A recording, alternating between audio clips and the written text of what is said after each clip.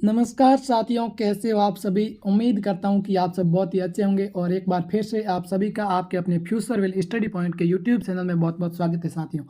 आज मैं आपके सामने फिर से हाजिर हूँ एक बहुत बड़ी खुशखबरी आपके लिए। सीआईएसएफ हेड कांस्टेबल 2019 की वैकेंसी थी, उसकी ऑफिशियल साइट पे आंसर की वो जारी कर दी गई है। तो इसको लेकर हम आज बात करने वाले। आंसर की को जारी कर दी और आंसर की को आपके कैसे सेलेक्ट करना है और कहाँ पे आपको आंसर की मिलेगी और नॉर्मलाइजेशन होगा कि नहीं होगा और नॉर्मलाइजेशन होगा तो कैसे होगा।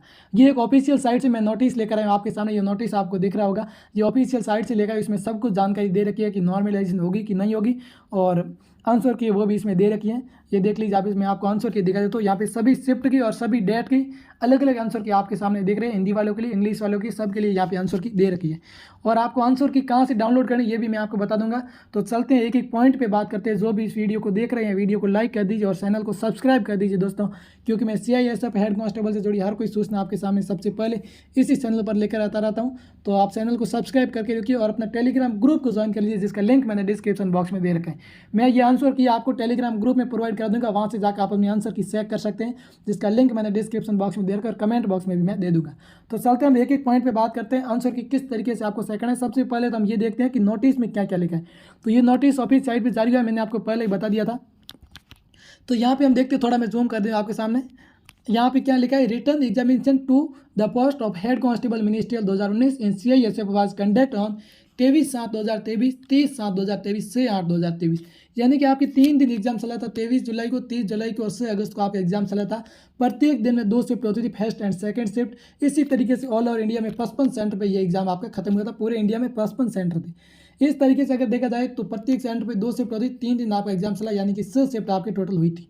और ऑल ओवर इंडिया में देखा जाए तो कितनी शिफ्टों में कैंडिडेट बैठे थे, तो 55 सेंटर थे, 55 गुणा से हम करेंगे तो यहाँ पे हो जाएगा 330। यानी कि ऑल ओवर इंडिया में 330 शिफ्ट में स्टूडेंट बैठे थे, 330 आपकी टोटल शिफ्ट हुई थी। और प्रत्येक शिफ्ट में कितने स्टूडेंट बैठे थे, एवरेज स्कोर अगर आप निकाल सकते तो उसके आधार पर आप ये क्या कर सकते हैं कि कितने स्टूडेंट ने एग्जाम दिया था। लेकिन ये बात की बात है, ये बाद में बात कर लेंगे अगली वीडियो में।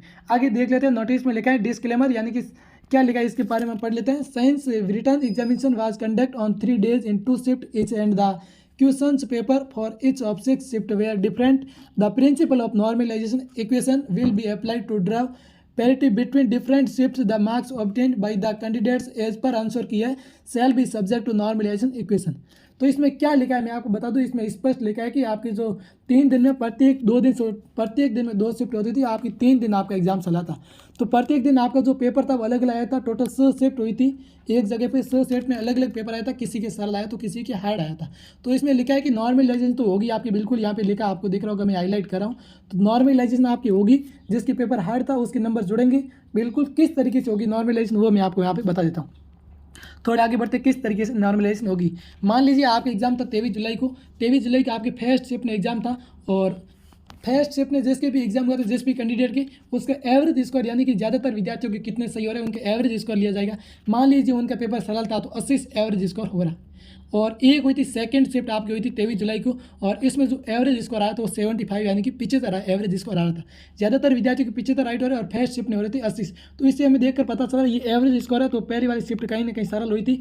और आप सेकंड शिफ्ट में आपके अगर 75 नंबर आ रहे हैं या फिर 80 नंबर आ रहे हैं, पीसीएस नंबर जितने भी आ रहे हैं, तो आपके 5 नंबर यहाँ पे ऐड होने वाले हैं। 75 से 80 हो जाएंगे। अगर आपकी सेकंड शिफ्ट हार्ड थी, इसमें भी अगर आपके 80 नंबर थे तो 5 और जोड़ेंगे पीसीएस, और पीसीएस थे तो आपके 90 हो जाएंगे। इसी तरीके से अगर आपकी शिफ्ट हार्ड थी, अगर आपका एवरेज स्कोर लिया जाए कि एवरेज स्कोर 75 है और आपका एवरेज स्कोर से ज़्यादा आ रहा है, कम आ रहा है, जितना भी आ रहा है, तो आपके 5 नंबर तो यहाँ से जोड़ने वाले। इस तरीके से होगी नॉर्मलाइजेशन। उम्मीद करता हूँ आपको समझ में आया होगा किस तरीके से होगी नॉर्मलाइजेशन। तो अब मैं आपको आंसर की के बारे में थोड़ा बहुत बता देता हूँ, आंसर की कैसे दे रखी है। तो यहाँ पे प्रत्येक शिफ्ट की अलग अलग आंसर की दे रखी है, प्रत्येक डेट की, यानी कि टोटल 6 आंसर की दे रखी है। और इंग्लिश मीडियम, हिंदी मीडियम की अलग अलग दे रखी है। तो यहाँ पे टोटल मिला के इंग्लिश और हिंदी मीडियम अलग अलग करेंगे तो 12 हो जाएगी। और ये मैं आपको टेलीग्राम ग्रुप में प्रोवाइड कर दूँगा किस तरीके से आपको चेक करना है। मान लीजिए आपका आंसर की ये 23/7/2023 को आपका एग्जाम हुआ था फर्स्ट शिफ्ट में। तो यहाँ पे आप सेट है देख सकते हैं, यानी कि भाग है में आपका कौन सा सब्जेक्ट था, जो भी था, रीजनिंग, हिंदी, जीके आप देख सकते हैं। तो भाग है था उसमें यहाँ पे पहले क्वेश्चन में डी ऑप्शन में राइट माना है, आपने कौन सा किया है। दूसरे क्वेश्चन का बी ऑप्शन राइट माना है, तीसरे क्वेश्चन का डी ऑप्शन ऑप्शन राइट माना है। अगर ये आपके मिलान खा रहे हैं जिसको आप सही कर लीजिए, और जो मिलान नहीं खा रहे वो आप गलत कर लीजिए, ये इसने राइट माना। इस तरीके से सेट बी में भी आप कर सकते हैं, सब में 25-25 क्वेश्चन दे रखे। और यहाँ पे इंग्लिश और हिंदी वाले ध्यान रखना, ऊपर इंग्लिश मीडियम की दे रखी है और नीचे हिंदी मीडियम की भी दे रखी है। हिंदी वाले हिंदी की चेक करना, इंग्लिश वाले हिंदी इंग्लिश की चेक करना। यहाँ पे हिंदी मीडियम की दे रखी 23/7/2023 की। इसी तरीके से सभी डेट और सभी शिफ्ट यानी कि 23, 30 और 6 अगस्त की सारी 2-2 शिफ्ट हुई थी वो दे रखी। इस तरीके से आप चेक कर सकते हैं। और किस तरीके से आप क्रोम ब्राउजर से डाउनलोड कर सकते हैं ये भी मैं आपको बताऊँ। ऑफिशियल साइट से किस तरीके से डाउनलोड करना है वो भी मैं आपको इस वीडियो में बता दूँ। चलते हैं किस तरीके से आप डाउनलोड कर सकते हैं वो मैं आपको दिखा देता हूँ। सबसे पहले आपको अपने मोबाइल में क्रोम ब्राउजर को ओपन कर लेना है। तो मैं मेरे मोबाइल में क्रोम ब्राउजर को ओपन कर लेता हूँ, चलते हैं। तो यहाँ पे गूगल का मैंने होम पेज आपके सामने ओपन कर लिया और आपको यहाँ पे सर्च करना है। क्या सर्च करना है?